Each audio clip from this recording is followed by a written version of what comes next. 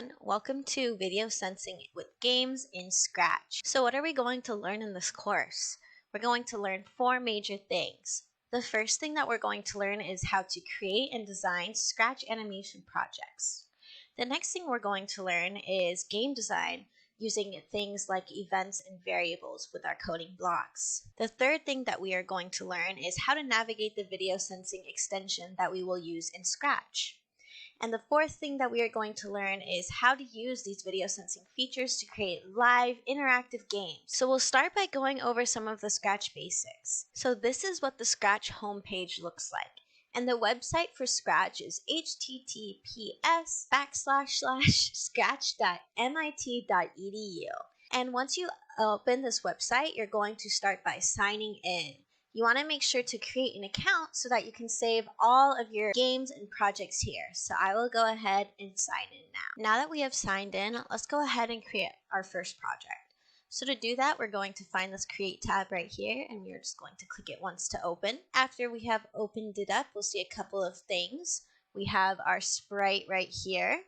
We have our sprite window and our stage window. We'll start by going up here and changing the name of this project. So our first project is going to be called Tag. So for now, I will go ahead and write Tag in here. But let's get acquainted with what our platform looks like. So we can see we have a bunch of different categories. So we have motion, we have looks, we have sound, we have events, we have control, sensing, operators, and variables. And then we have a My Blocks category that will have to do with when we are creating our own variables for our different projects. Okay, now let's go from our Code tab, one to the right, to our Costumes tab. This tab will be where we do all of our animations. So you'll see we have 2 costumes already here. We have Costume 1 and Costume 2, and they both look a little bit different.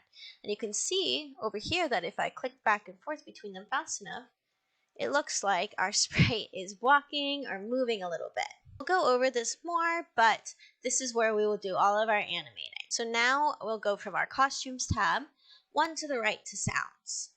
We can see we have a meow sound already here. Let's take a listen. That's cute.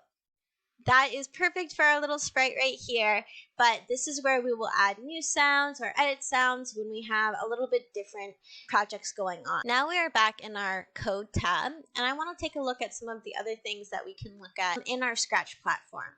So we have this edit option right here. This will not be something we use often unless we make a lot of changes and we want to use the restore tool right here. File, you can see we can create a new project in the same page. We can save now, we can create a copy, or we can save to our computer. We can load from our computer too, but that's not something we will really be using. We can also share.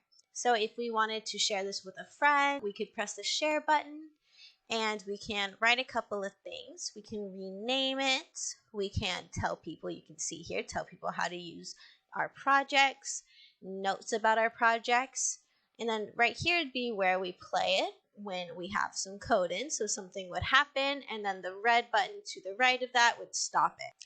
You can also copy the link. Now if we go back to the home page, we can go to our profile. We can edit some stuff, change what we have about ourselves. We can go over here, we can go to My Stuff, and this is where we'll see all of our projects. So we can see where we have shared our projects, we can see our unshared projects, and we can see anything that we might have put in the trash. Now let's go back to our Tag project. Now that we are back in our workplace, we're going to start talking about our first project. So what do we need for our first project? We need a new project, which we've made right here, and we have it renamed, and we need to make sure to save our project and share it if we'd like to. We also need 2 sprites and 1 background. We will add in costumes, we will add in random and controlled movement, and we will add in a point system. So let's get acquainted with our sprites over here and our backdrops. If we wanted to add another sprite, we'd go right here. We can see some options. We can either press this and choose a sprite, we can search for it here, we could paint and create our own sprite, or we could randomize it.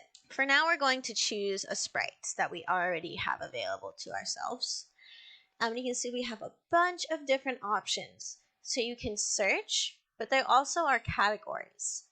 So I like the cat that we have, and I'm going to search up and see if there's a dog to make the chasing more fun for our tag game. So now you can see we have a dog and a cat. So something you'll notice is you can left click with your mouse and hold and drag them around to reposition them in this screen GUI right here. You can also change the size up and down using this option right here, and you can change the direction. But I'm going to keep him looking like this so he's running forward, and I'm going to make him the same size as the cat.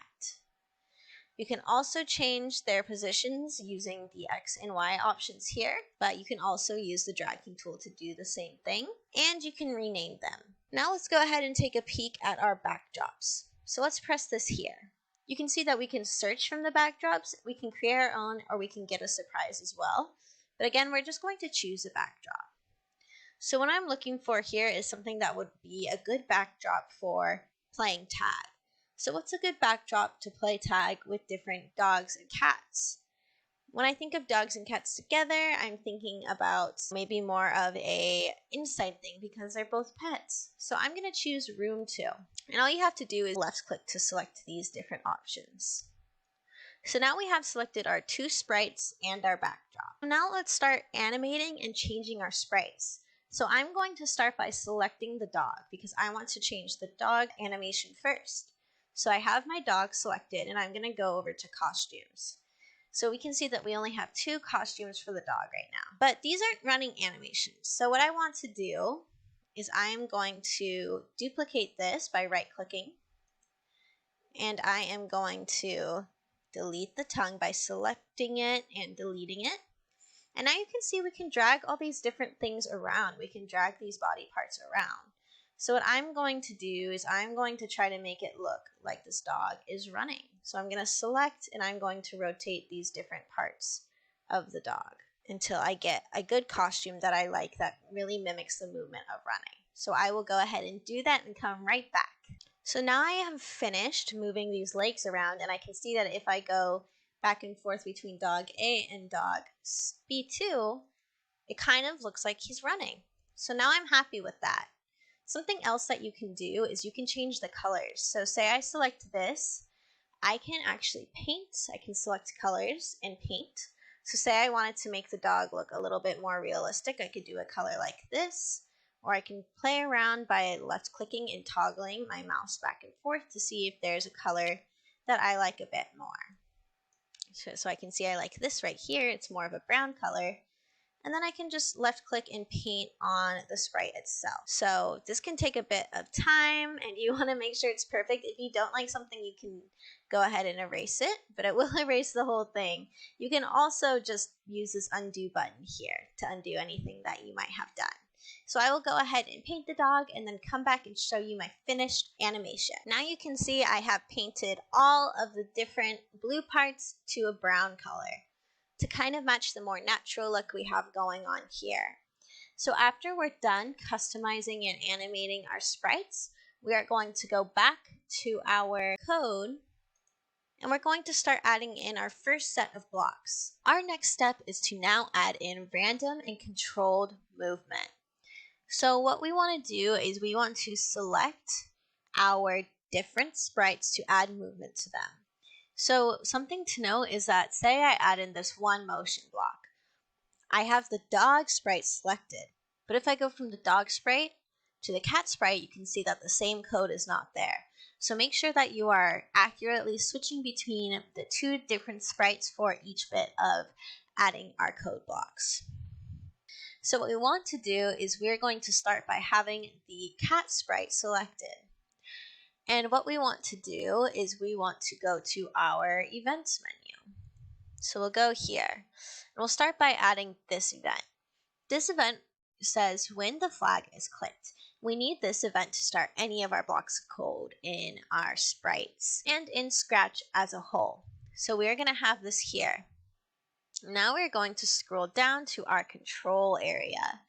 In our control area, we want to add in some different things. So we're going to start by adding in a forever loop. A forever loop is this block right here, and what it does is it will continuously repeat whatever actions, whatever bits of code we add in between these two little parts forever or until a certain condition is met. So now after we've added this in, what we want to do is we want to add in this wait block right here. This will have the sprite wait for a set number of seconds, but we're going to change this to 0.2 so it goes a bit faster. Now we're going to go up to our looks tab right up here, and since we're using animation, we're going to add in our next costume. What this is going to do is this is going to switch between the costumes every 0.2 seconds while all of the code is being ran when we click this little flag right here. And we're also going to add in some motion.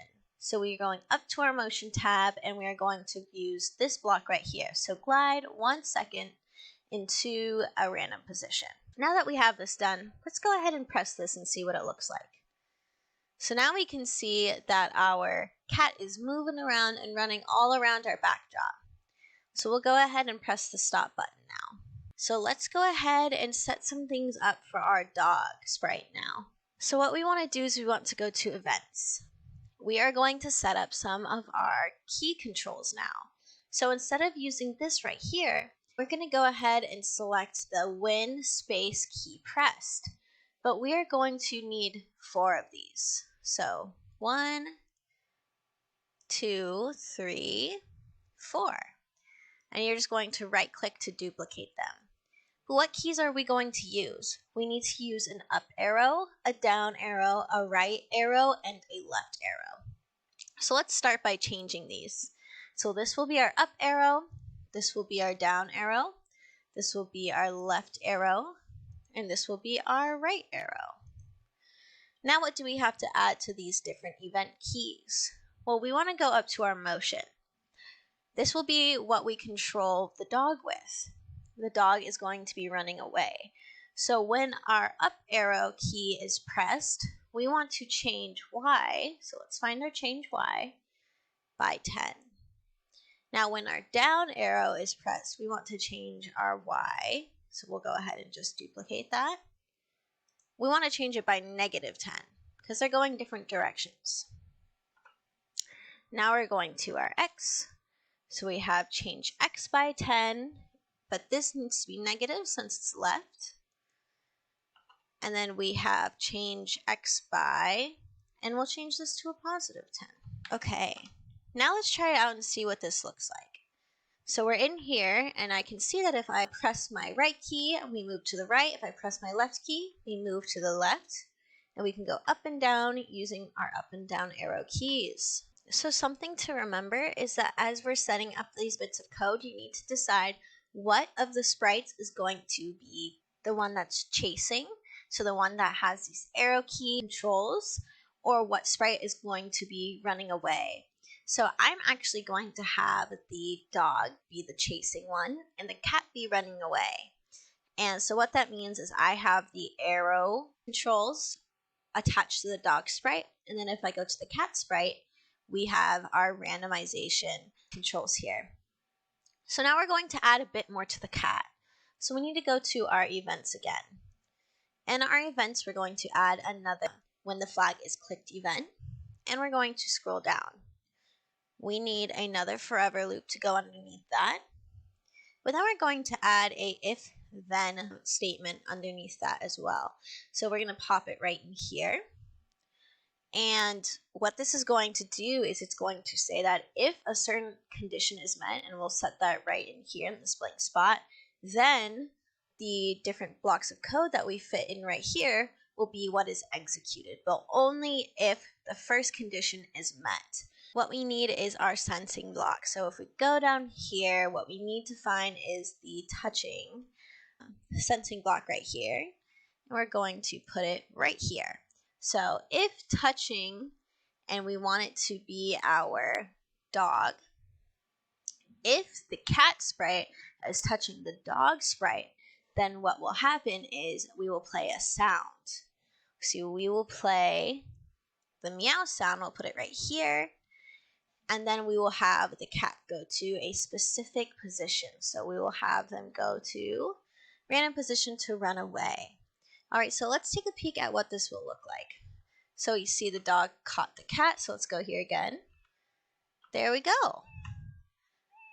Now that we know that that works, we're going to go ahead and move on. We want to make sure that we've added a point system. So now what we need to do is we need to go to variables, and we'll name it points, and we'll make sure that it's for all sprites. I have that added in. All you need to do is that underneath variables, you make sure that you left click and have this selected, and then you can see points right up here. But now what we need to do is make sure that it is going to 0 at first, and we'll go ahead and add a point every time you touch the cat. So what we'll do is for this block right here, we're going to set points to 0 when we begin. Then what we're going to do is put change points by 1 every time the cat is touched. So let's go ahead and play. So we can see it's reset to 0. But we get new points every time we touch the cat, so we'll press stop. And now we have the backdrop that we'd like. So to make it maybe just a little bit more difficult, what we'll do is we'll change the sizes of both of these sprites. So cats tend to be a bit smaller than dogs, so I'm going to set the cat to 50. That might be a little too small, so let's go ahead and try again and set it to 75. And that looks to be about good to me. So now we have our backdrop, we have our sprites, everything is coded correctly. So let's make this screen big and let's play our game.